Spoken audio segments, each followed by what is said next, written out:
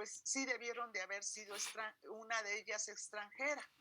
Y por eso es una blanca y una negra, ¿no? ¿Por qué? Porque tienen diferente origen y que ellas serían las fundadoras del oráculo de Dodona. Dos mujeres de diferente procedencia que decidieron fundar ese oráculo.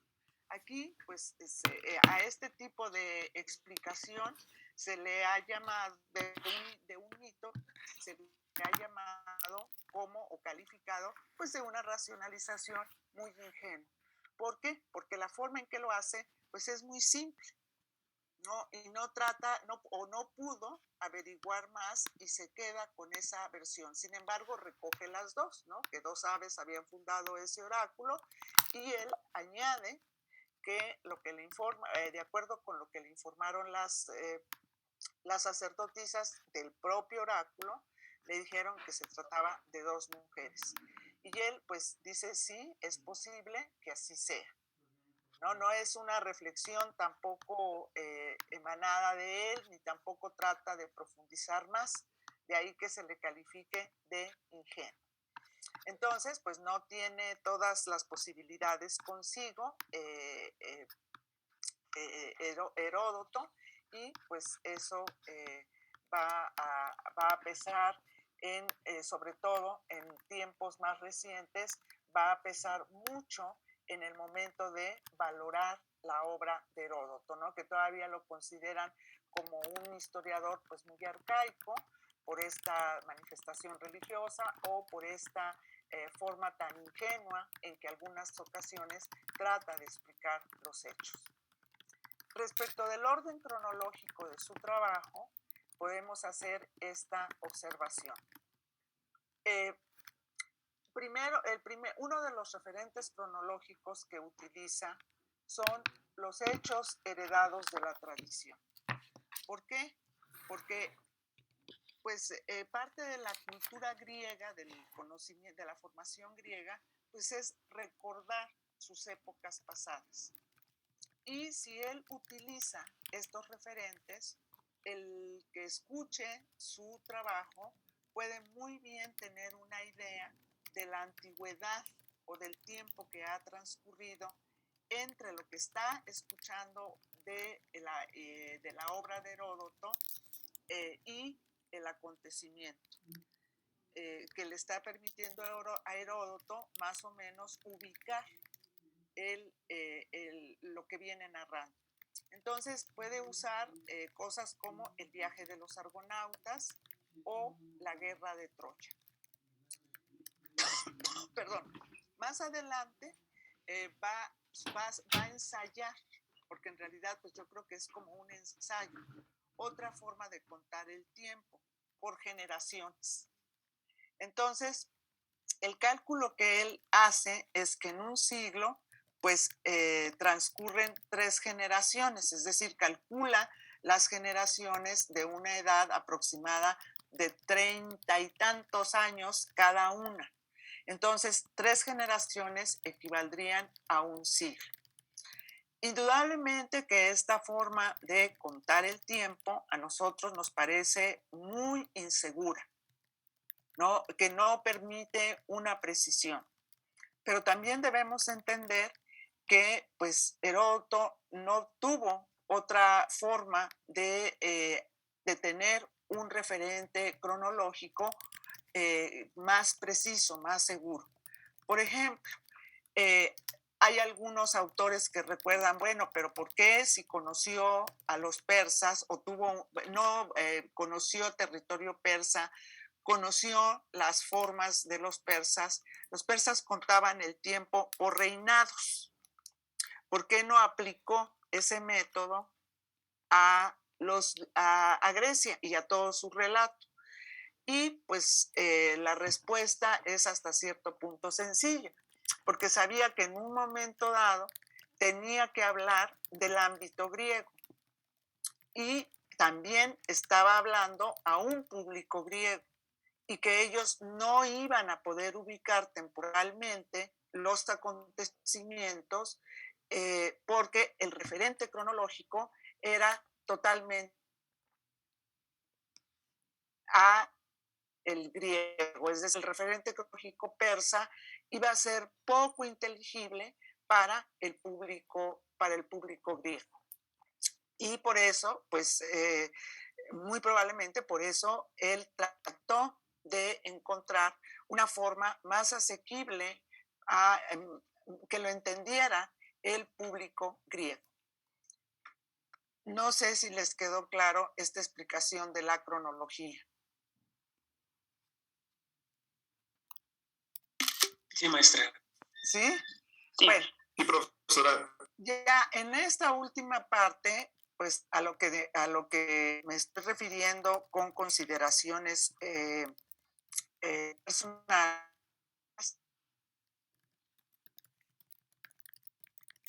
esta forma de algunas explicaciones algunas explicaciones que ofrece Heródoto han sido denominadas nome. ¿Qué es nome?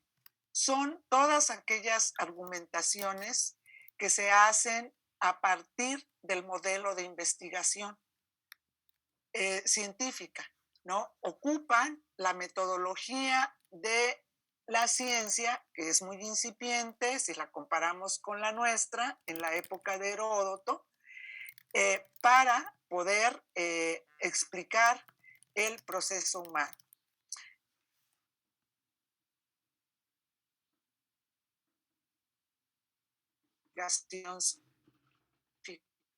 Se establecen relaciones de similitud o de afinidad.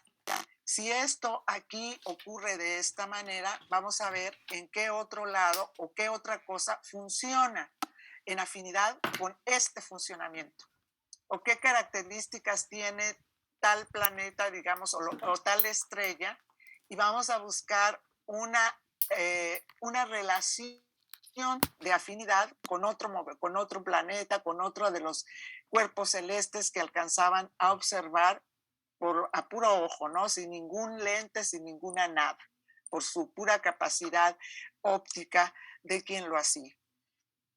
Y o también lo que hacen es establecer, pero en el entendido de que estas relaciones de afinidad se pueden ir profundizando a través de un examen crítico de los argumentos.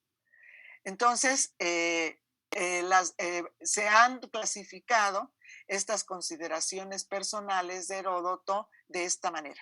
En primer lugar, las deducciones basadas en el cálculo de lo verosímil. Y aquí lo que hace es recurrir al sentido común, es decir, a la capacidad que los seres humanos tenemos, pues, de razonar, de pensar, de tratarle de encontrar un sentido a las cosas. El ejemplo que aparece aquí es que cuando se enfrenta a la versión griega de Helena, que había sido raptada, pues se encontró otra versión que le ofrecieron los sacerdotes egipcios. Y ellos le dijeron que Helena y París habían estado en Egipto y habían pedido refugio. Entonces, esto le permite entender a Heródoto y más o menos le platican las condiciones en las que ellos iban, y desde luego esas condiciones en las que ellos iban da a entender que Helena no fue raptada, sino que se había ido por su voluntad.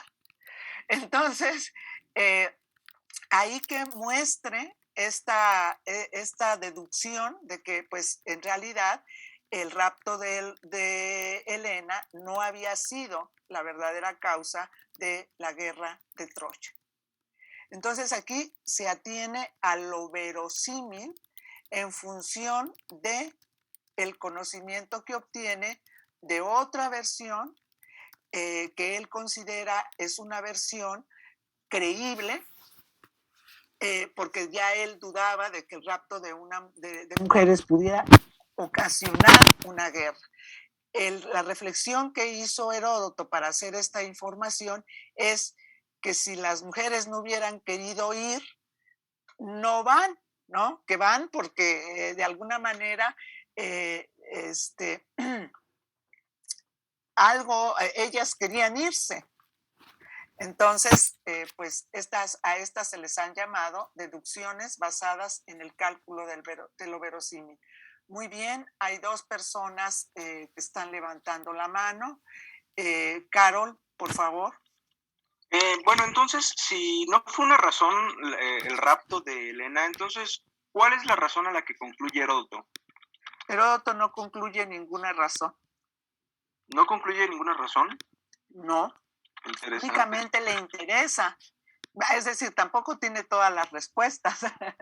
Lo únicamente que le interesó de este pasaje, uno, es poner en duda esa tradición que había. Dos, a él lo que le interesaba, tenemos que tener en cuenta que está tratando de buscar cuándo empezaron las hostilidades entre los griegos y los persas. ¿Desde cuándo datan esas hostilidades? Y obviamente eso también le ayuda a considerar que no es cierto que Helena la raptara, a dudar pues que el rapto de Helena haya sido la razón de la guerra de Troya. Él supone que hay otras causas, que es lo que va a tratar de averiguar a lo largo del relato. No sé si me expliqué. Claro que sí, maestra, muchas gracias. Gracias. Fernando Osorio. Perdón. Fernando, nada más. Sí. Buenos días, profesora. Buenos días. Mencionan que los egipcios tenían una versión de los hechos. ¿Esta versión se perdió o hay manera de consultarla? Ahí sí no sé. Eso sí no se lo puedo responder. No conozco mucho de Egipto, más allá de lo que dice Heródoto, pero lo puedo buscar. Déjeme mirar por ahí. Okay, sí. Entonces le debo la respuesta. Me la voy a anotar. Sí, igual también está fuera de para que no se me olvide. Así es que permítanme un momentito.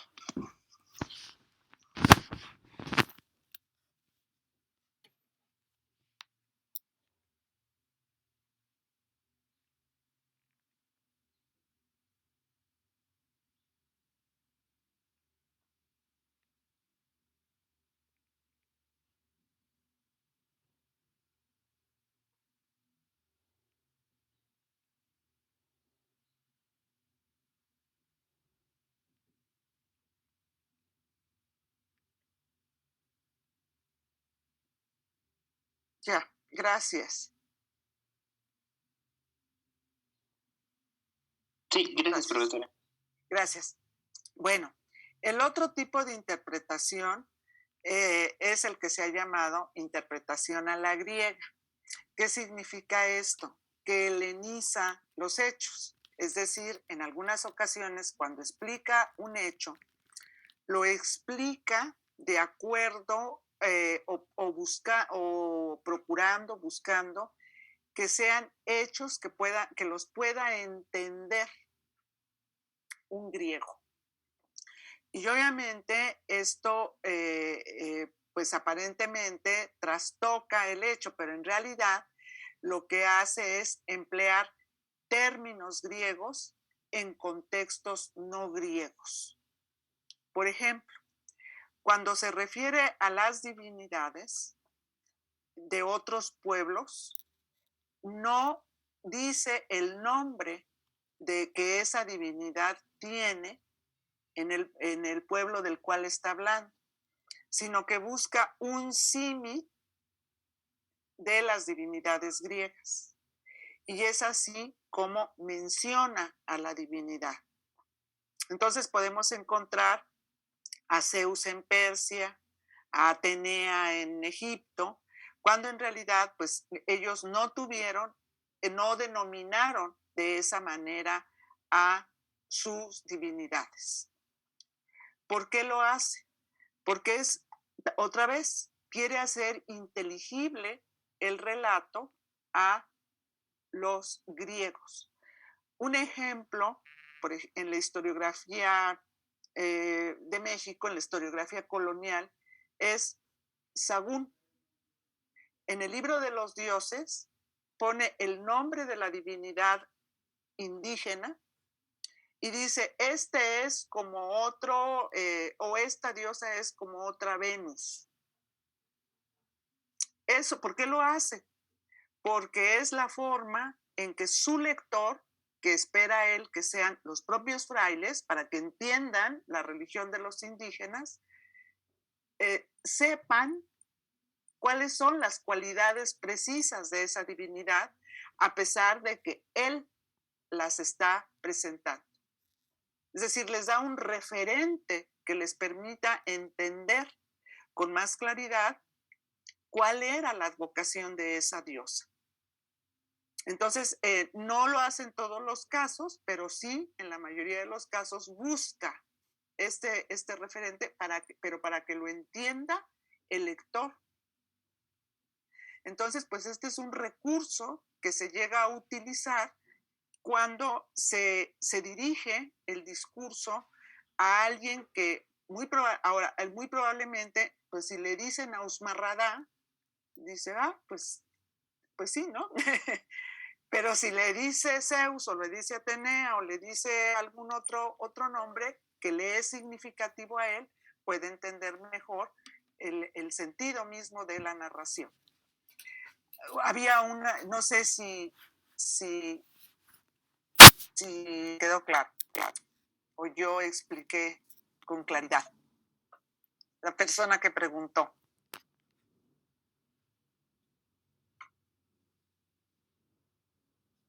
A ver, ¿quién preguntó? Yo, maestra. Sí me quedó, sí fui clara. Sí fue clara. Y también justamente lo que estaba diciendo de por qué relaciona a las divinidades griegas, bueno, las divinidades extranjeras con las griegas, también podría ser porque quisiera respetar las tradiciones griegas, como lo había dicho antes con los de los recuerdos. No, yo creo que más bien es para inteligibilidad del público. Yo creo que más entonces es para que los griegos tengan una facilidad de interpretación. Sí, entiendan mejor, sí. Ok, muchas gracias, maestra. Mejor. Les digo, por eso yo cuando lo vi dije, pues esto es lo que hizo Sagún, ¿no?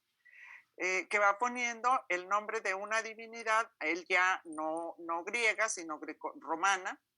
¿Por qué? Porque es el referente más cercano que tiene un español, ¿no? Y fácilmente puede saber, pues, el lugar que ocupaba entre la religión de los indígenas. Claro que aquí, en el caso de Sagún, pone el nombre de la divinidad, digamos en náhuatl, y enseguida dice, esta es como, así lo va poniendo. ¿Por qué? Porque el fraile necesita saber el nombre de la divinidad para poder decirles, y tal Xochipilli, mira que esa es una diosa falsa por esto, por esto y por esto y por esto otro. En el caso de Heródoto, no pone el nombre de Usmarradá en ningún lugar, sino que va poniendo el nombre de la divinidad griega. ¿Por qué? Porque a él no le interesaba tanto instruir, a un griego no lo tenía que instruir quién era Zeus, por ejemplo. Todo griego sabía. Entonces, pues ahí las diferencias. Pero fíjense cómo son mecanismos que pueden repetirse. ¿Cuántos siglos después de Heródoto? No sé si no tengo yo ningún indicio que me permita pensar sí, y Sagún fue lector de Heródoto, ¿no? Pero pues son recursos que el investigador va buscando en función de a quién le va a dirigir ese texto. Y en el caso de Sagún es para frailes, para que evangelicen mejor, que conozcan la cultura, la religión indígena que tienen que desarraigar. Entonces, para Heródoto no, para Heródoto era distinto. Simple y sencillamente que me entiendan. Entonces, pues eso hace que cambien un poco las cosas. No tienen diferente objetivo, pero usan un recurso semejante. Muchas gracias, maestra. De nada. ¿Alguien más? ¿Alguna otra pregunta? Creo que no. A ver, pero no he visto de este lado. No. Bueno, volvamos a la pantalla. Digo, al pizarrón. En la pantalla estamos todo el día. Bueno, ahora vamos a ver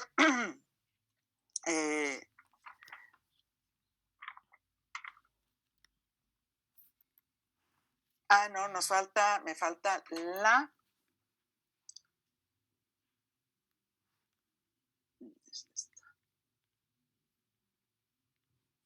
me falta una interpretación.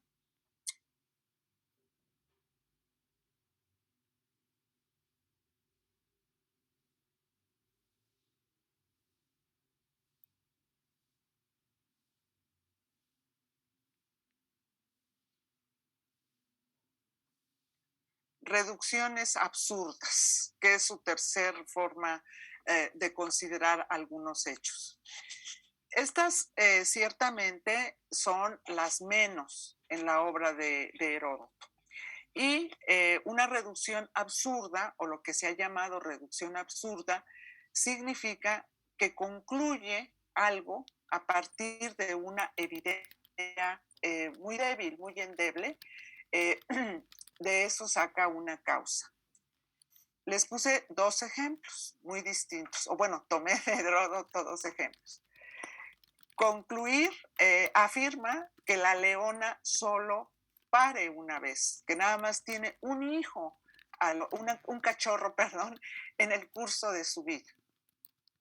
Este argumento también fue aceptado por Aristóteles en Historia de los Animales, que a quien le gusten los animales, léanlo, es muy interesante este libro.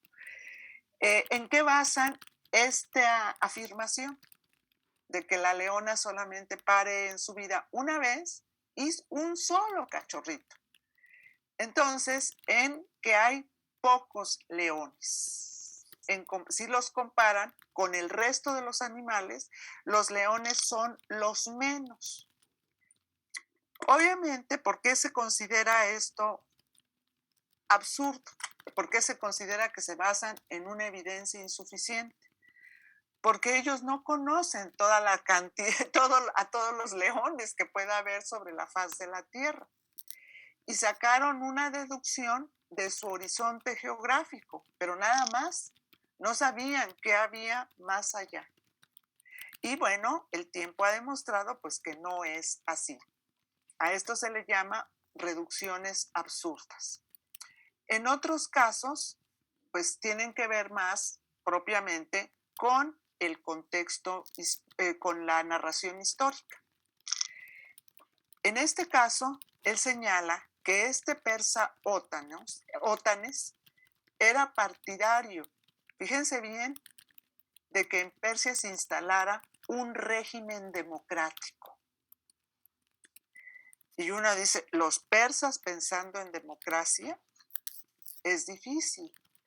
No conocían otra forma de gobierno distinta de la monarquía.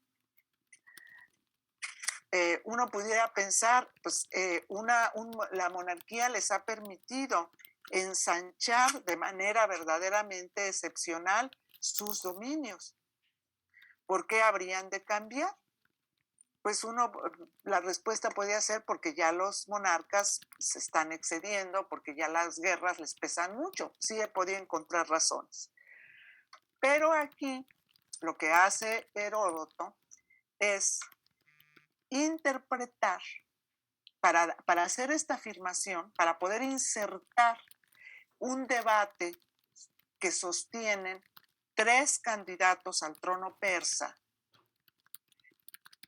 Él interpreta, y uno de estos candidatos era Ótanes, el otro era Farnaces y el tercero era Darí. El debate consistió en que cada uno iba a presentar lo que creía la forma más adecuada de gobierno para Persia. Ótanes presenta el régimen democrático, Farneses presenta el del aristocrático y Darío el el monárquico, el régimen monárquico, porque finalmente él fue el que ascendió al trono. Obviamente que es un discurso fuera de lugar.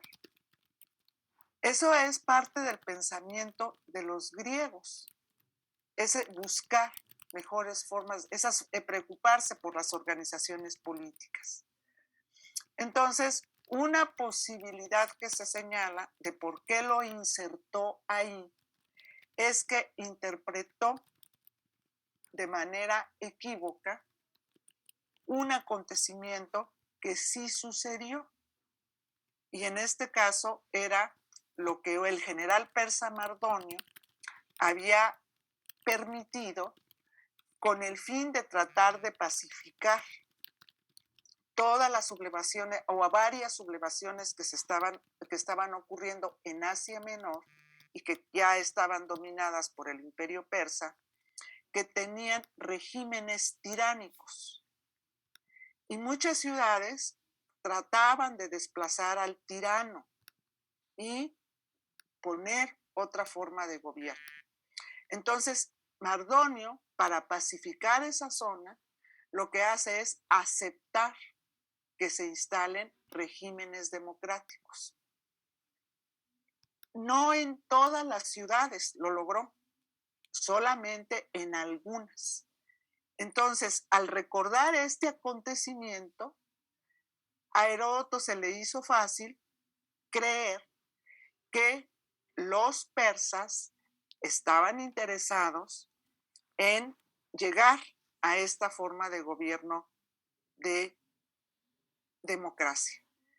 Algo que finalmente hasta puede sonar absurdo porque los 3 candidatos al trono persa eran ellos precisamente, y eran 3, porque habían derribado del trono a un falso monarca, a alguien que se hizo pasar por otra persona y que eso lo había llevado al trono. Entonces se organizan las fuerzas de estos 3 persas para derrocarlo. Una vez que lo derrocan, pues obviamente los 3 que habían tenido una participación significativa en el hecho tienen aspiración a ocupar el trono persa. Y se debe de haber debatido, pero no en los términos precisamente que señala Heródoto.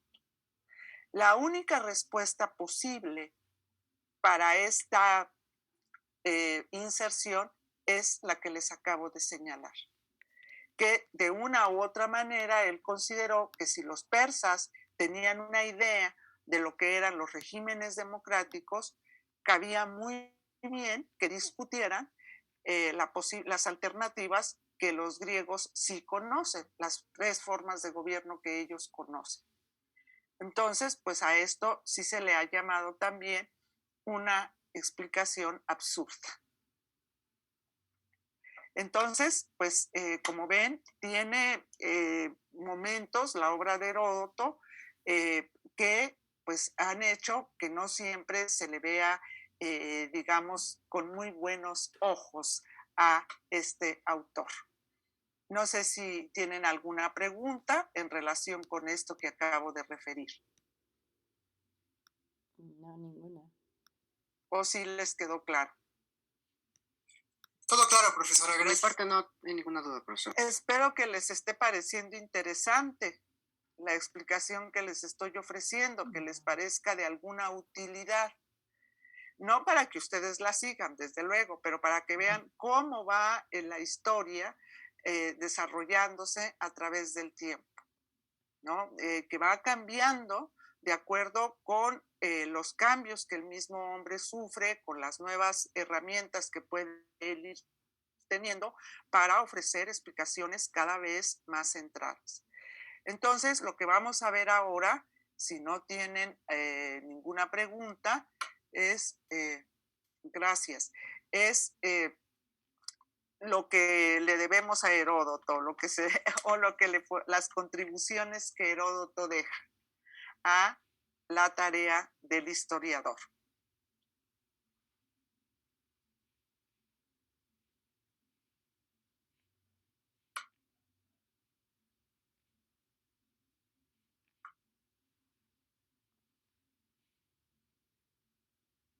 Bueno,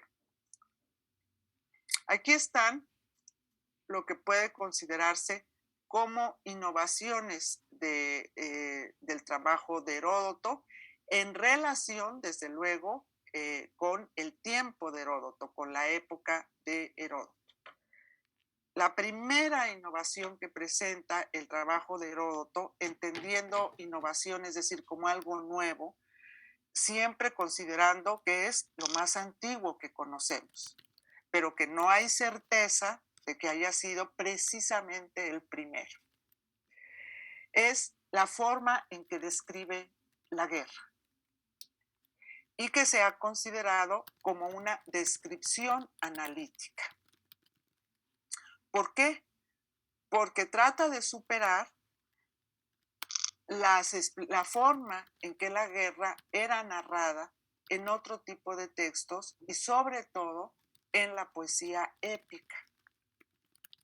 Entonces, obviamente, este análisis que va a hacer de esta descripción analítica, analizada, pensada, reflexionada, tratando de ir uniendo la información que tiene y encontrarle un sentido distinto, más allá de lo mítico, del rapto de mujeres o de cualquier circunstancia que no le parecía suficientemente sólida, pues lo va a hacer en la medida de sus propias posibilidades, ¿no? Entonces, la otra cosa que vemos con mucha claridad Heródoto es que fue este enfrentamiento entre griegos y persas que unió a los griegos para detener el avance persa a los territorios de Europa, pues tuvo consecuencias verdaderamente importantes en el ámbito griego.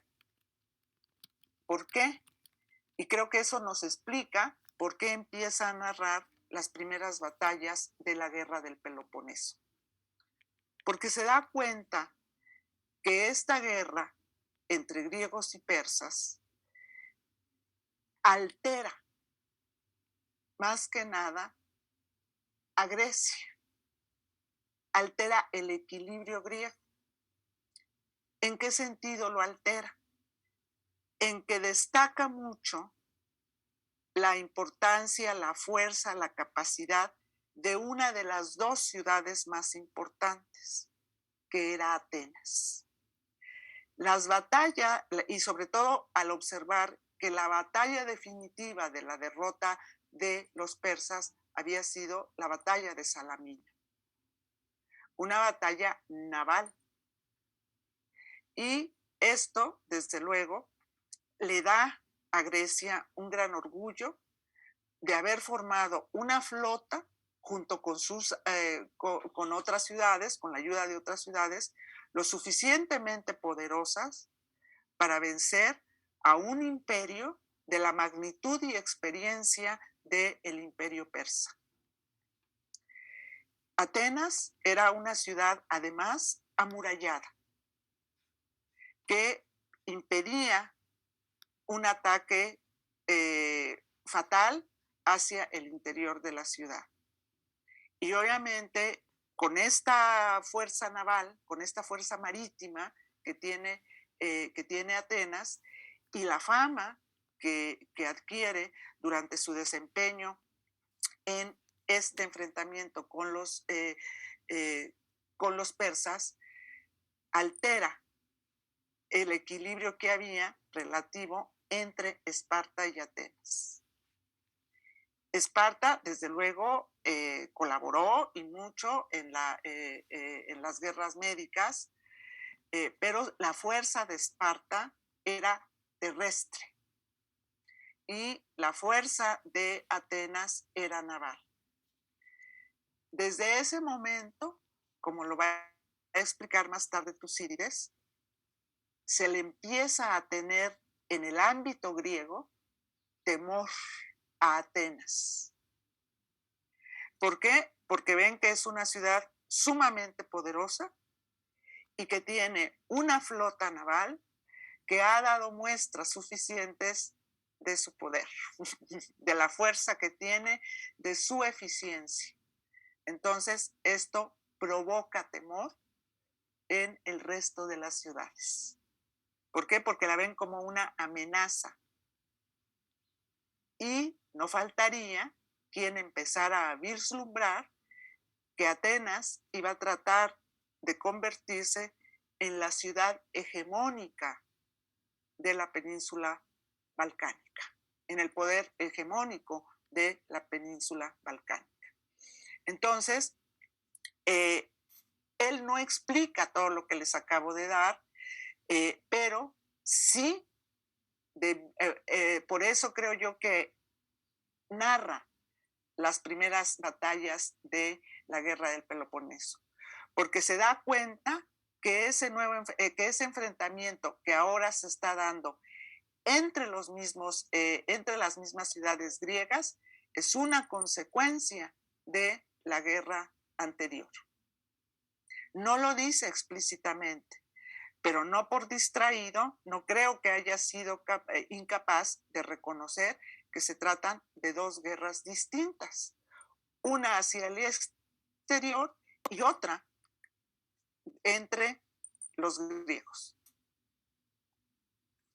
Entonces, pues esto nos demuestra que entendió bien todo el largo proceso que narró.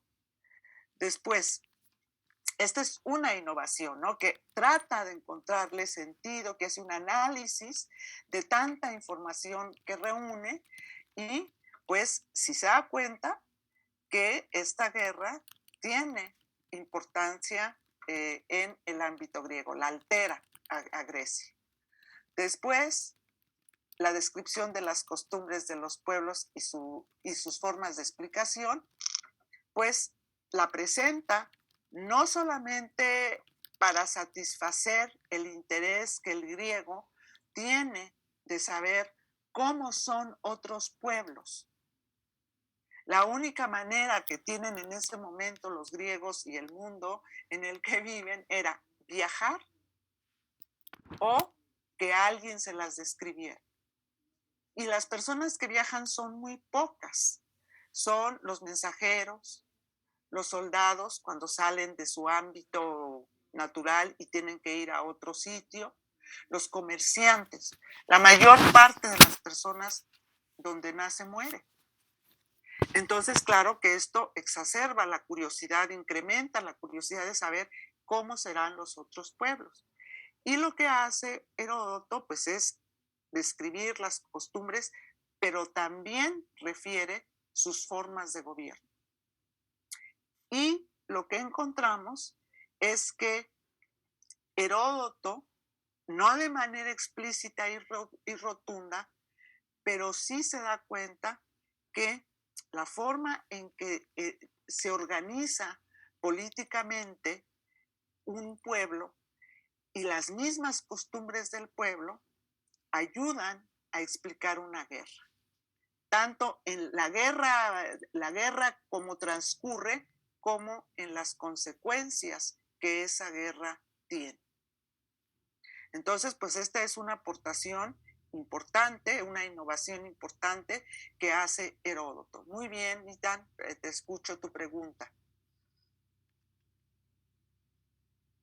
Ay, ya me había arrepentido, ya le había bajado, pero bueno. Bueno, en este punto que estamos tocando, por ejemplo, otra innovación no sería también pensar en el viaje como método cognoscitivo, es decir, ya no un viaje de negocios, de placer, sino para obtener conocimiento. No, porque él sabe muy bien que la mayoría de las personas no. Ahora, en cuanto a método cognoscitivo, como le señalé casi al principio, que para él lo más importante va a ser lo que se ve de manera directa, ¿no? En eso no hay duda. ¿Por qué? Porque el investigador lo está viendo de manera directa. y la observación personal como una fuente de información o utilizando la observación personal como medio, como fuente para adquirir información, pues es la más importante a lo largo de la obra de Heródoto. Entonces, confía mucho en lo visto la mayor parte de las veces. Y después está lo oído. Son formas de investigación que ahora, si bien las podemos utilizar, no les damos la importancia que sí tuvieron para Heródoto. Desde esa perspectiva, sí es importante lo visto, pero que considere que pues todo mundo tiene que viajar para aumentar su caudal de conocimientos, pues yo creo que no, porque sabe muy bien los riesgos que hay al viajar, el alto costo que esto debió de haber implicado, que para viajar pues también era un poco pertinente tener una idea más clara de las cosas, que en realidad la mayor parte de la población no tiene las capacidades para viajar, que son pocos los que pueden viajar. En ese sentido es que yo expliqué esta descripción de las costumbres de los pueblos. No sé si le quedó claro, perdón. Sí, maestra, muchas gracias. En la explicación. Ahora, ¿en qué sentido va a utilizar el término historia Heródoto? En un sentido genérico, es decir, de separarlo de otras formas de referir los acontecimientos. De encuesta, en cuanto que entiende como encuesta el momento o ese recorrido que él hace por otros lugares y pregunta sobre lo que a él le interesa conocer. Y que, pues, cuando tiene oportunidad, no pregunta a un solo informante.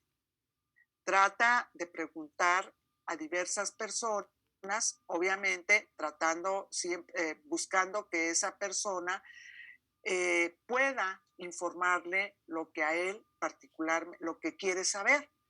Hubo ocasiones, como ya vimos, en que pues la información que le dieron fue errónea, pero pues ahí sí ya son los límites que tiene esta forma de investigar cuando pues no se tiene o no se puede entender correctamente la lengua de aquello en que está expuesto, aquello sobre los que se quiere saber. Pero también le da el sentido de averiguación, de investigación. Tengo que investigar. Tengo que tratar de reunir información para poder llegar a una explicación lo más clara y bien fundada posible. Esto es una parte, creo yo, importante de Heródoto, que desde esta historia, pues vemos a un historiador consciente de que hay límites para poder reunir el material suficiente y sobre todo idóneo que permitan al historiador pues llegar a conclusiones absolutas, ¿no? Entonces, pues esta es la forma en que él empleó el término historia. Su otra novedad fue que distinguió entre historia y narraciones locales. Es decir, una cosa era un trabajo como el de Heródoto, que abarca un arco temporal amplio y un espacio también extenso. Esa es una historia. Pero los que se dedican a escribir, no porque los vea como algo menor, simple y sencillamente diferente. Los que hablan sobre una ciudad, pues eso es la crónica. ¿Por qué? Porque son acontecimientos locales. Según los estudiosos de la antigüedad, es a partir de este trabajo que se hace esta distinción. De ahí que se le atribuye a Heródoto, pues que él fue el que introdujo, al presentar su trabajo, el que introdujo que se hiciera, o el que propició que se hiciera esta diferencia entre historia y crónica local, para señalar que son dos formas distintas de hablar sobre procesos históricos. Uno se concreta a un punto específico, y la historia, que es la crónica local, y la historia abarca un espacio geográfico más amplio y una temporalidad también más larga. Obviamente, pues esa separación no la conservamos nosotros, porque igual consideramos importante la historia regional, la crónica, o la historia de una sola ciudad. Es decir, la historia de una región que abarca un espacio más grande, y la historia de una ciudad, o la microhistoria, como la llamó Luis González y González. Entonces, a él se le atribuye esta posibilidad de distinguir. Y también, pues, les enseñó a los griegos sus diferencias, en qué eran diferentes de otros pueblos, tanto en su geografía, en su orografía, como en sus costumbres. Entonces, pues esto también se cree que ayudó pues a que tuvieran los griegos esta posibilidad de entenderse, sí, como con algunas coincidencias con otros pueblos, pero también con otras diferencias. Entonces, pues esto se ha señalado pues como otra aportación. Después, no lo logra del todo, por eso es esbozo, de empezar a reflexionar sobre lo político, no solamente al interior de un estado, no solamente en cuanto a la política interna, sino en su relación con otros estados. En los dos sentidos. Él trata de hacer este examen. ¿Cómo está organizada políticamente Grecia? Atenas. ¿Cómo está organizada políticamente Esparta? Y así va procurando ir rescatando esta información que le permita entender con más claridad su tema principal, que es la guerra, tratando de buscar si tanto en la forma de gobierno que se tiene, como en las relaciones que establece un Estado con otros, ahí puede haber algo que le indique por qué el hombre va a la guerra. Entonces, lo anterior ha permitido entender que la obra de Heródoto integró en un solo discurso 5 componentes: descripción de los pueblos y su ámbito geográfico, lo que nosotros ahora conocemos como etnografía, que es la descripción de los pueblos, y geografía. Las constituciones, es decir, la organización política de un pueblo, de una ciudad. La guerra como un componente importante del proceso histórico, y las genealogías. En algunos casos, pues la biografía de algún individuo, que forman parte juntos. Estos 5 temas integran la historia que nos presenta Heródoto. Describe pueblos, cuando le es posible, describe el ámbito geográfico, alude a la organización política, cómo están organizados polarizados políticamente, y su tema principal es la guerra. Y cuando lo cree necesario, digamos, es el menos presente en la obra de Heródoto, las genealogías, pero cuando lo cree necesario, menciona la genealogía de algún gobernante o de algún personaje importante. Si se destacó en la guerra y puede tener acceso a conocer cuál es el antecedente, los orígenes de este destacado militar, pues trata de conocer su genealogía, cuando la tiene al alcance, que desde luego fue en muy pocas ocasiones. Entonces, pues si vemos detenidamente estos elementos, pues nos damos cuenta que en sus distintas condiciones han perdurado. En otras podemos también, él logra esta reunión de todos estos temas, de todo lo que ahora nosotros hemos separado en disciplinas distintas. Pero pues los temas siguen presentes en el discurso historiográfico. Y el que no ha desaparecido, por más empeño de algunos hombres de la Ilustración, es la guerra. La guerra es un tema que sigue siendo importante para la historia, como discurso y desde luego para el historiador. ¿Por qué? Porque es algo que el hombre no ha dejado de practicar. Ha cambiado, se ha refinado la guerra, pero no ha desaparecido como una realidad del mundo.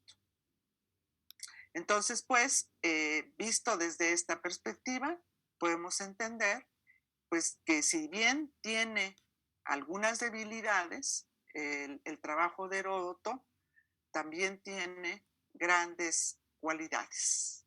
Y que no olvidemos que muchas de ellas las tenemos o se siguen formando parte de un discurso historiográfico.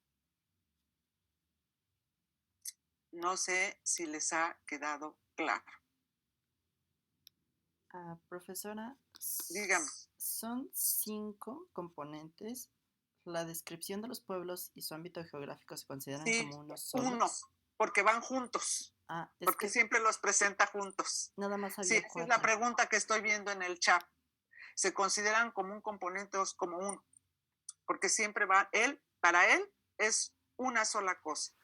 ¿Por qué? Porque fíjense qué interesante, porque el ámbito geográfico puede ayudar a entender las costumbres de un pueblo. Es el determinismo geográfico, ¿no? Bueno, no es determinismo geográfico, porque ellos ya empiezan a ver cómo el hombre puede transformar su entorno. Esto sí, pues ya lo empiezan a ver. Incluso la guerra lo transforma. Imagínate cuando la ciudad que se asedia, la destruyen, la arrasan. Pues obviamente eso obliga o a que deje de existir el lugar o que en algún momento dado lo reconstruya. Entonces ahí sí ya vemos cómo el hombre empieza a formar, a cambiar su entorno.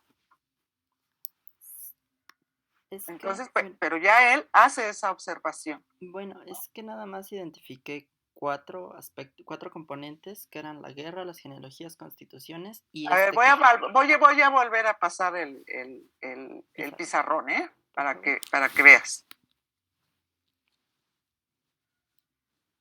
Es este.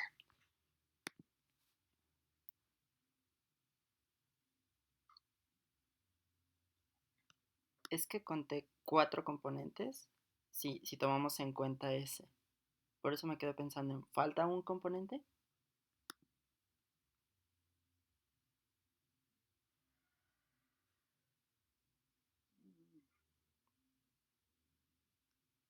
Esta estaba. La descripción está. La organización política, 2. ¿No? A ver. La guerra, 3. Las genealogías, 4. No, se cuenta conté etnografía y geografía como 2 componentes. Sí. Vale. Pero entonces, sepáralos, pero en Heródoto están juntos. Ya me acordé que por eso los puse así. Porque en Heródoto están juntos. Pero sí podemos ver ahora que en general así aparecen. La razón por la cual puse 5 es porque ahora son disciplinas diferentes. Y ellos no hacen esa distinción.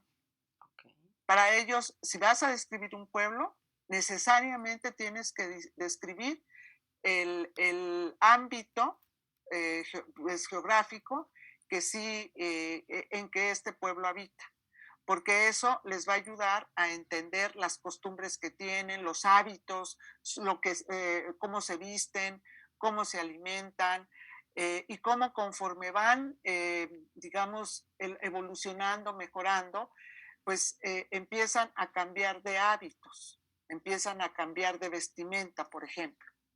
Heródoto no llega a esas conclusiones, pero sí siempre le parece muy importante el entorno geográfico en el que surge un pueblo, porque eso lo dota de determinadas características y lo hace tener determinadas costumbres. Son costumbres que tiene que adquirir para poder sobrevivir o vivir. Sobrevivir cuando el entorno geográfico es adverso o tiene un clima muy riguroso, ya sea entre lo frío o lo caluroso. Entonces tiene que tener un modo de vida lo suficientemente acorde con lo que tiene a su alrededor. Son 2. Ahí. Okay, lo que sí, gracias. Heródoto siempre los pone juntos, ¿eh?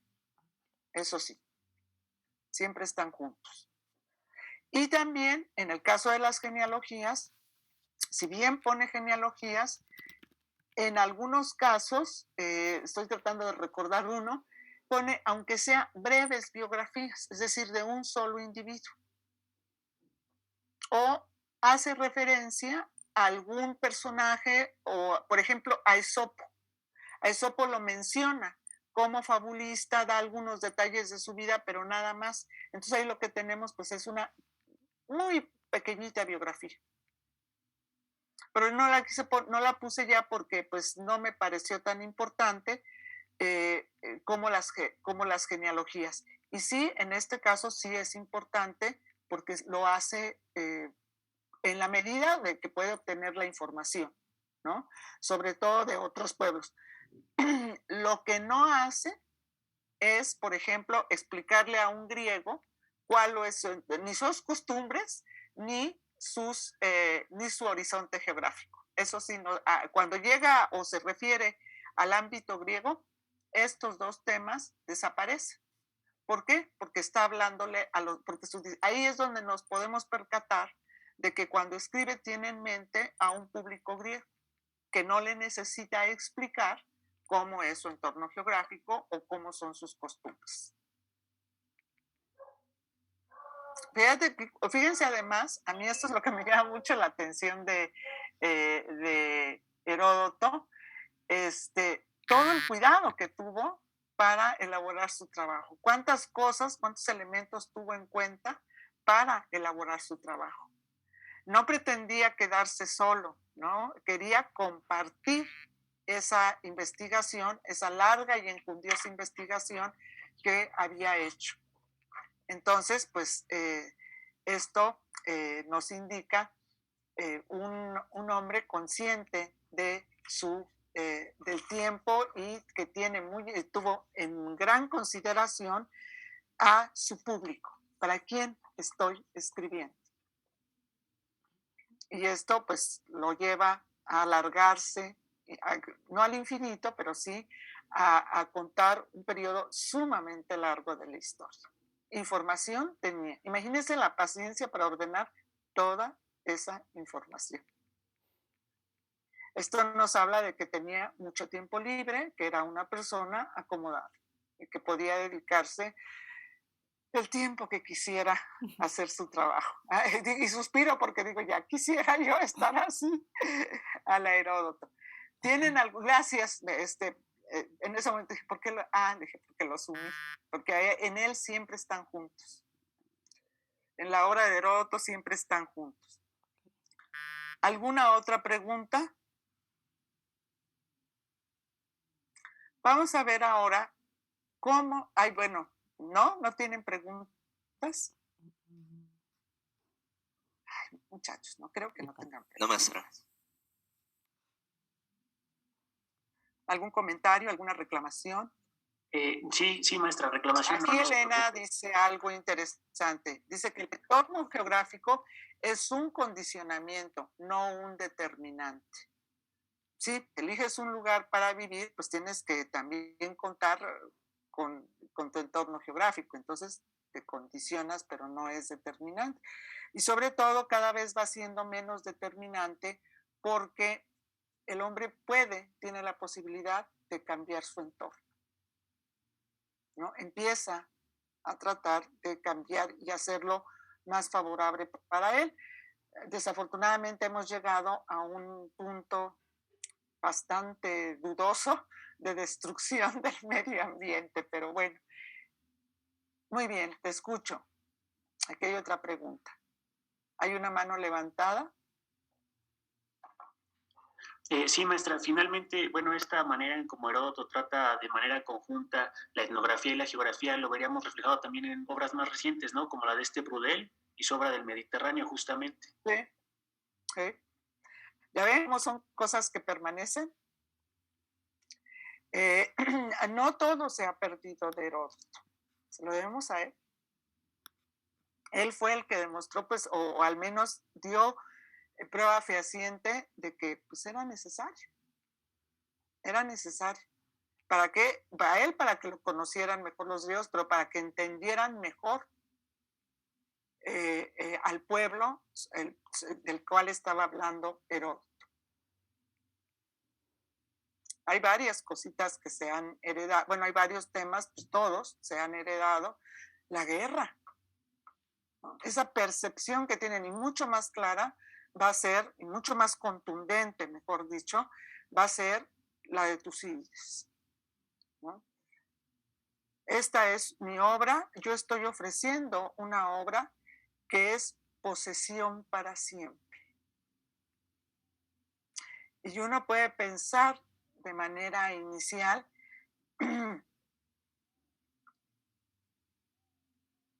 unas deterministas y para otros no. Sí, bueno, como todo en el mundo, no todos están de acuerdo en que sea condicionante y no determinante. Pues es que en realidad, si vemos el proceso histórico en general, puede ser determinante hasta un cierto punto, ¿no? El ser humano siempre trata de sobrevivir y encontrar mejores formas de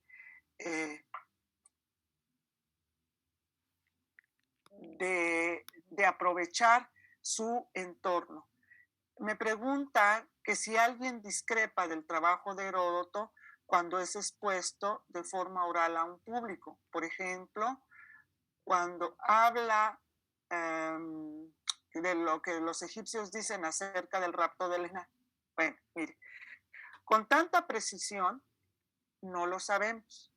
Es obvio que se leen partes de la obra. Era imposible que él intentara leer la obra completa, ni por sesiones, ni por... No, la lee por partes. ¿Cómo se elige la parte? Pensando en el público. ¿Qué le puede interesar a un ateniense? ¿Qué le puede interesar a un beocio? Entonces, así es como se elegía la parte que se iba a leer. Esto lo heredan de los poetas épicos. No piense, por ejemplo, que Homero o los homéridas o sus sucesores llegaran a los banquetes, que era donde se escuchaba la poesía épica, y empezara completito a recitar la Ilíada, ¿no? Elegía aquellas partes que le en relación con quién lo estaba escuchando. Esa era una habilidad que tenía que tener el poeta, conocer al público que lo está escuchando. En el caso de las lecturas orales, es lo mismo. Imagínense cuánto tiempo le iba a llevar a Heródoto presentar la obra completa, y quizá a muchos no les interesaría la obra en su conjunto, les interesaría ciertos puntos, ciertas partes de la obra. Y Heródoto algunos dicen que sí hizo lecturas públicas, Plutarco lo afirma tajantemente. Sí se molestaron, usted me pregunta por alguna molestia, le digo, de esto que usted me está señalando, de lo que los egipcios decían de Helena, de eso no sabemos si alguien se molestó en alguna lectura pública. Eso sí no lo sabemos, específicamente sobre lo que usted pregunta. Si la hubo, pues no aparece consignada. Aparecen consignadas otras, ¿no? La de Beocia, que recuerda Plutarco, que los beocios, por la forma en que presentó ciertos pasajes de su historia y de su relación con otros estados griegos, les enojó mucho, ¿no? Les enojó mucho la forma en que Heródoto la exponía, y que pues califica Plutarco, más que atribuírselo a que él estaba respetando el proceso histórico, le atribuye a la malignidad de Heródoto, ¿no? Que lo hizo de mala fe porque odiaba a los beocios. Pues bueno, son apreciaciones que nosotros no podemos decir que exagerado Plutarco o esto es mentira, porque no tenemos otra manera de poder llegar a una explicación distinta. En realidad conocemos tan poco de la vida de Heródoto, pues que no conocemos si era un hombre proclive al odio o era un hombre proclive a pues una vida tranquila, una vida de pues las cosas así son, disculpen ustedes. Entonces, pues no puedo darle una respuesta contundente, pero sí hay quien se moleste, por eso elegí este ejemplo de Beocia, por lo que Heródoto señala en su trabajo. Muy bien, aquí hay otra mano levantada. Espero que más o menos haya yo ofrecido al menos un indicio de cómo fue recibida la obra de Heródoto. Sí, muchas gracias. Te escucho. ¿O tú fuiste de la pregunta? No, perdón. Sí, te escucho. Sí, con respecto a las lecturas que hacía en público, ¿se sabe si los oyentes participaban en las lecturas como comentaban, preguntaban al lector o el lector solo era un monólogo? No, tanto así no. Se saben cosas así muy generales y yo imagino que se recogen los casos que más llaman la atención, ¿no? Como este de Beocio, entre otros. Ahora, el otro problema que hay respecto de estas lecturas públicas es que las referencias a ellas son tardías. Son un poco tardías en relación con la vida de Heródoto. Entonces, no se tiene la certeza de que en realidad hayan ocurrido como se presentan, si se están basando en una tradición oral o se están basando en un prejuicio que surge a partir de una lectura posterior de la obra de Heródoto. Es decir, pues esto impide, digamos, precisar si efectivamente esto le pasó, pues no, porque los registros son generalmente muy tardíos. No lo dejan contemporáneos a Heródoto. Tucídides, hay autores que creen que critica a Tucídides, a Heródoto, yo creo que no. Y ya verán la explicación que yo ofrezco para decir que que no creo que se esté refiriendo directamente o que lo que él diga está criticando a Heródoto, sino que está marcando una diferencia entre el trabajo que va a realizar, que va a presentar Tucídides y el trabajo de Heródoto, que sí tiene una diferencia muy notable. O tiene diferencias muy notables. Eso es lo que puedo decirle respecto de su pregunta. ¿Algo más? Sí, ahorita que lo menciona. Entonces, ¿podemos decir que Tucídides estaba experimentando nuevas formas de contar la historia? Bueno, su obra. Sí, y además, aquí creo que es más interesante tomar en cuenta, sí es cierto lo que usted dice, pero no, bueno, sí experimentando. Lo que Tucídides hace es darse muy bien cuenta que la guerra que él va a narrar, si bien es eso, una guerra, como acontecimiento es lo mismo que narra Heródoto, también reconoce que es una guerra distinta a la narrada por Heródoto. ¿Por qué? Porque es una guerra que se da en el ámbito griego y que enfrenta a las dos ciudades más importantes. Ciertamente reconoce y sabía, porque él es, digamos, contemporáneo a la guerra, que en un momento dado Esparta le pidió ayuda a Persia y Persia obviamente aceptó ayudarles. Y pues por eso dice que fue una guerra que no solamente conmovió a Grecia, ¿no? Sino que sí conmovió a otras partes del mundo. Pero a pesar de eso, él ya no se extiende, ya no hay digresiones, como sí las hay en Heródoto. Ahora bien, no a lo largo de la obra de Heródoto hay digresiones. Eso lo vamos a ver ahorita, enseguidita, si me lo permiten, a ver si acabamos esa parte de la estructura de la obra de Heródoto. Para que vean cómo llega un momento en que ya las digresiones prácticamente o casi desaparecen, que es justamente cuando se dedica a narrar solamente las guerras médicas. Y que eso Tucídides también lo pudo haber conocido, ¿no? Pudo haberse dado cuenta, como cuando ya llega a la médula, al tema medular de su obra Heródoto, ahí las digresiones prácticamente desaparecen. ¿Por qué? Porque ya está tratando su tema principal y ya no es necesario insertar tantas digresiones. No sé si me expliqué.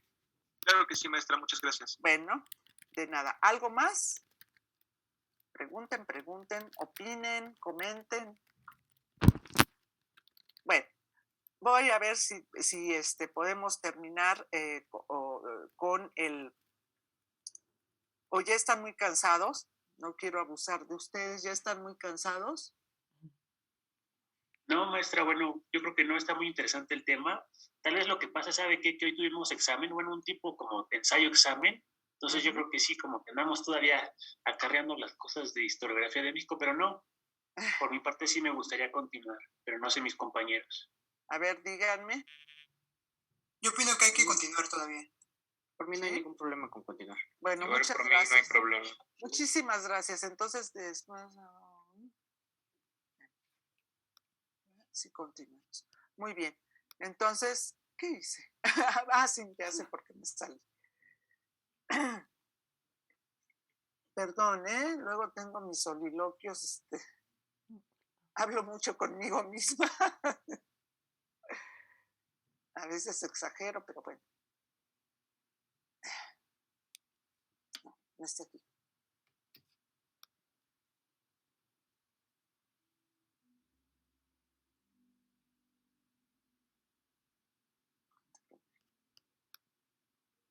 Vamos con esto.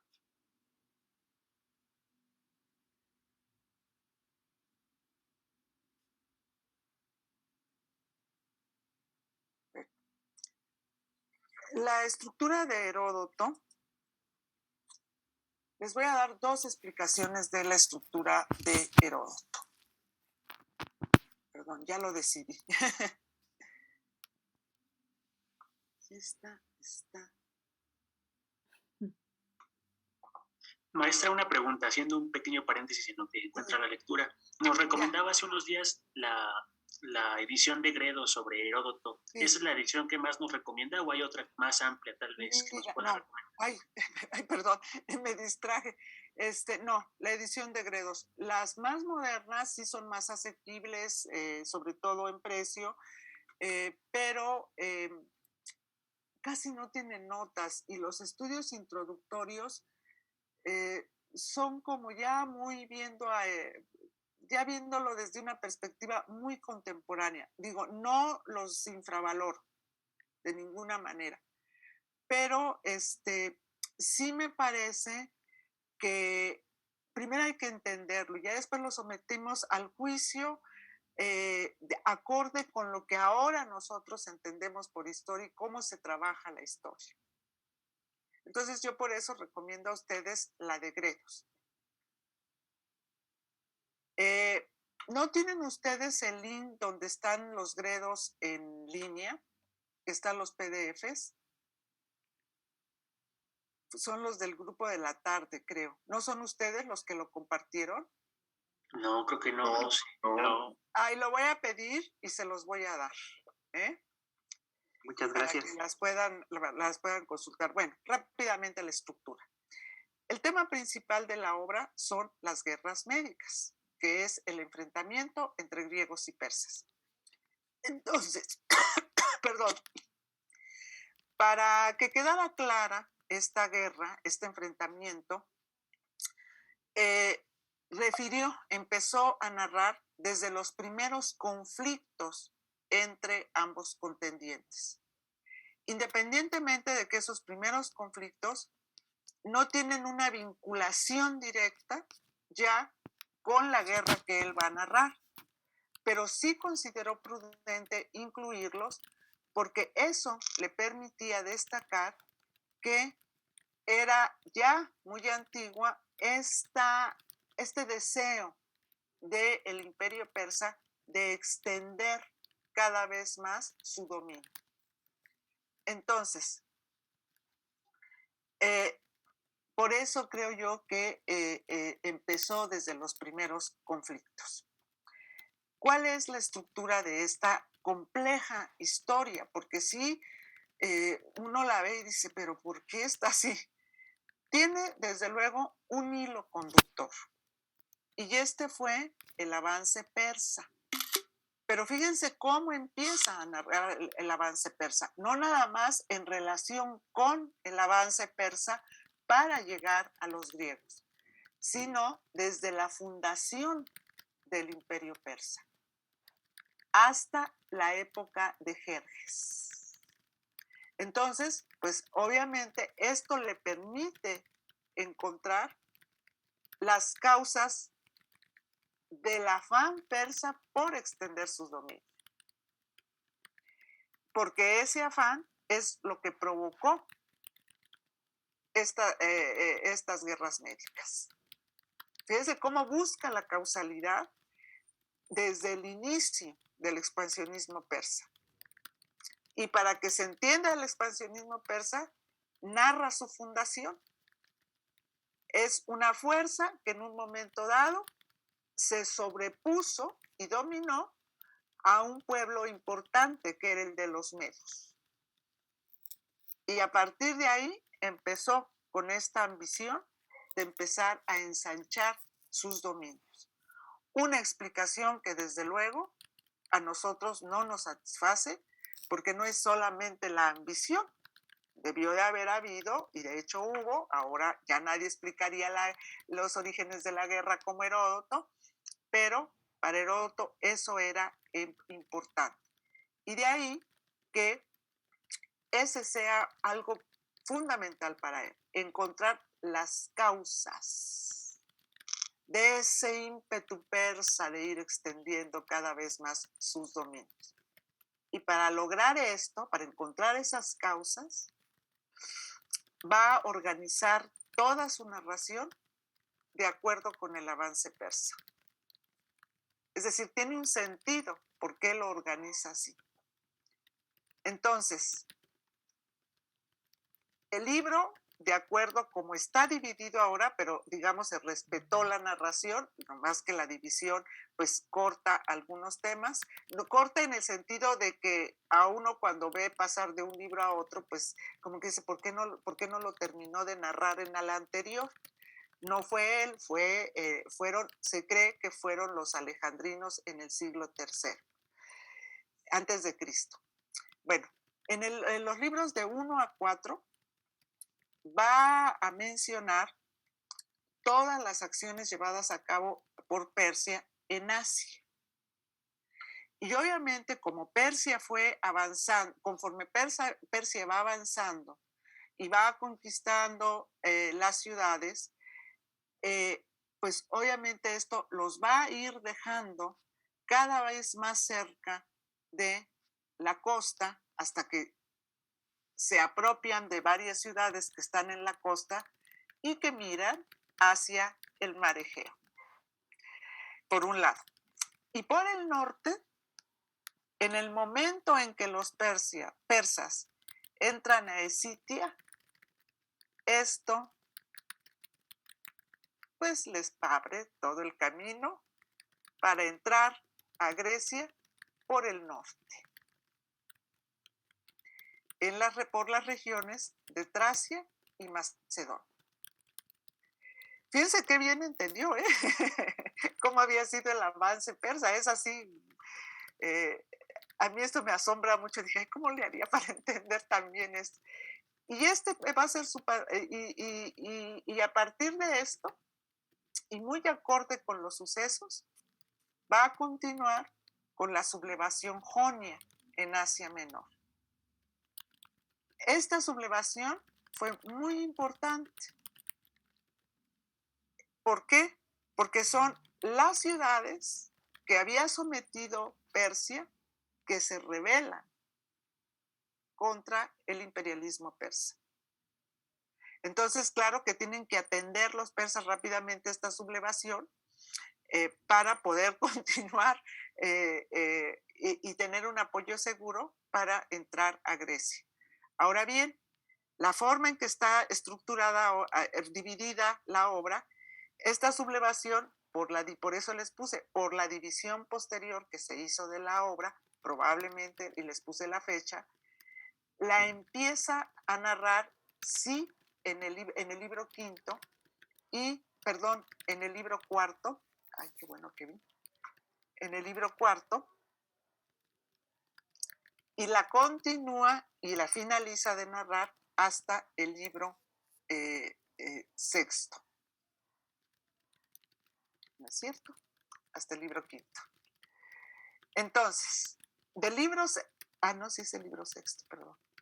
Del libro sexto a el noveno, al último, termina en el sexto la sublevación de Jonia. Claro, por eso la dejé. No, sí, en el cuarto. La sublevación jonia en Asia Menor. Y aquí lo que destaca es que en el ejército persa vienen griegos. ¿Por qué? Porque son griegos que saliendo de la península de los Balcanes, ¿se acuerdan de las migraciones? Llegaron a Asia Menor y se establecieron en los lugares donde fue posible que se establecieran. Entonces, eso nos explica por qué en las filas del ejército persa, en esta guerra que es contra los griegos, van griegos en ella. No porque hayan traicionado a Grecia, sino porque habían sido ya sometidas los lugares de donde ellos eran oriundos por los persas. Algo pues que debió de haber sido bastante, pues no sabemos exactamente qué tan doloroso fue para ellos. Entonces, este hecho de la participación de estas ciudades griegas, fue el enlace para empezar a referir las guerras médicas propiamente dichas. Y obviamente las digresiones abundan en esta parte y disminuyen muy notoriamente en esta segunda parte, en este grupo de libros. ¿Por qué?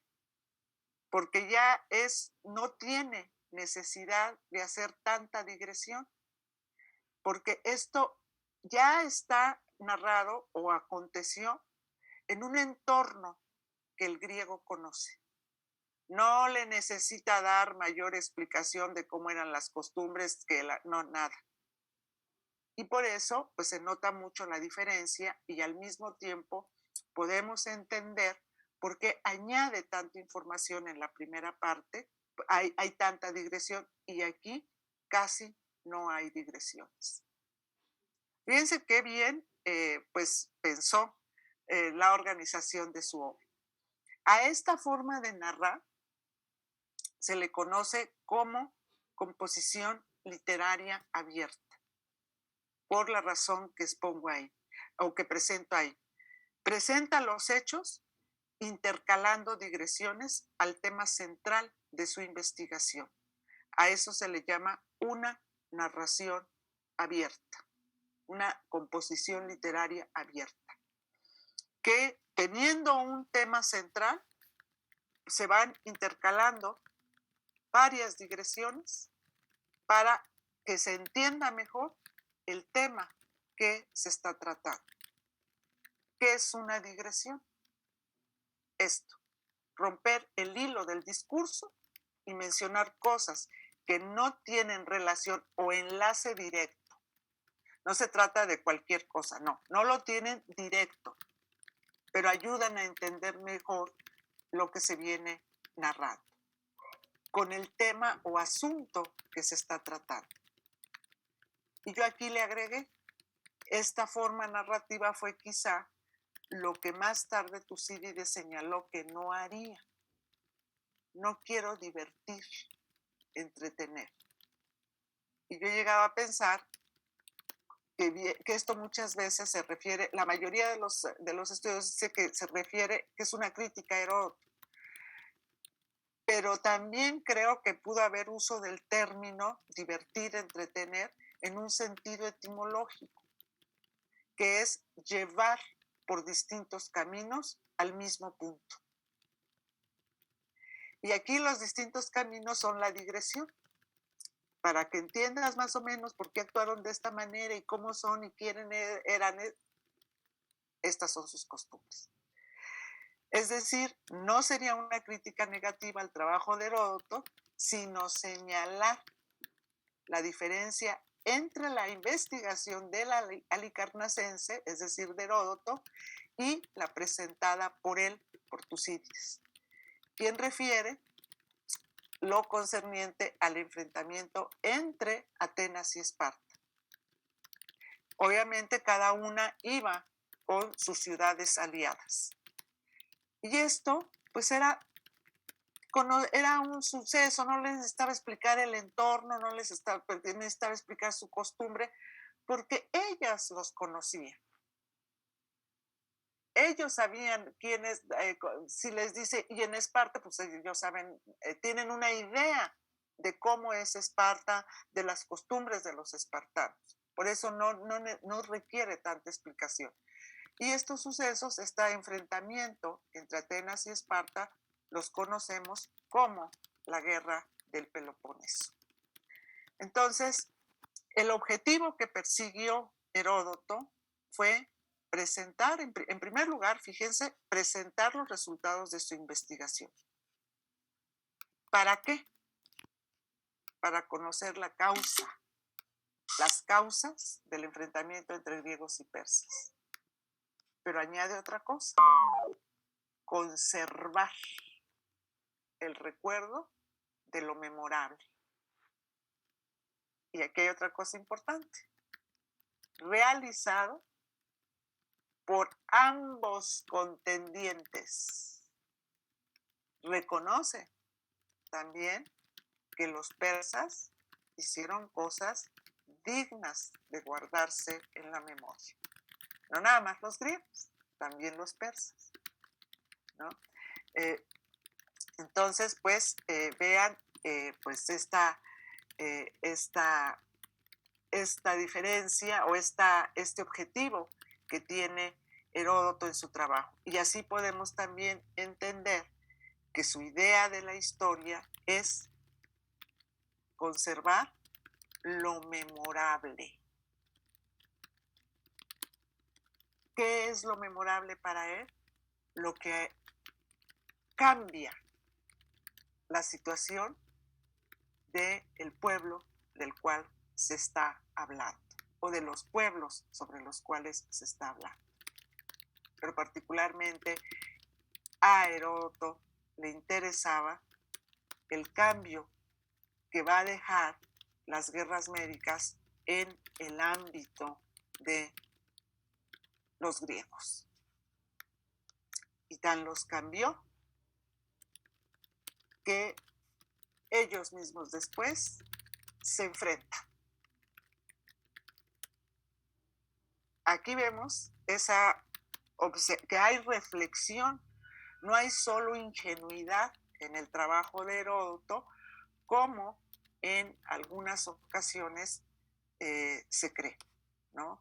Que es un trabajo pues que un poco digno para un historiador amontonar tanta información, pues no. Él estructuró su trabajo de acuerdo con las necesidades de su tiempo, con lo que creyó que iba a ser más útil para el público de su tiempo. Y hasta aquí llegamos. Entonces, ¿tienen alguna pregunta?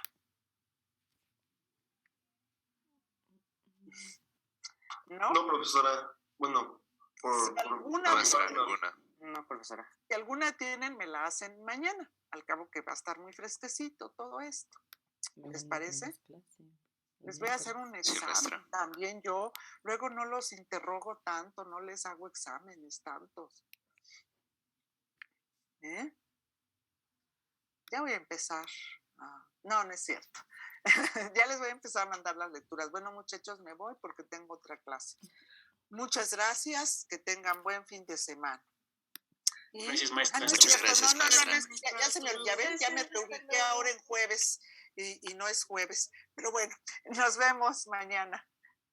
Hoy es jueves. es jueves. Oye, Sí, ¿jueves? maestra. Estoy Sí. ubicada. Bueno, yo ya perdí. Es que no he salido y eso me hace que pierda. Nos vemos, muchachos, y disculpen. Nos vemos. Gracias. Nos vemos, luego, maestra. maestra. Muchas gracias. Profesora. No te preocupes. Gracias. Piden el No se preocupe, tiempo. profesora. Muchas gracias. Ojalá no me pierdan el espacio. Tenga buen día.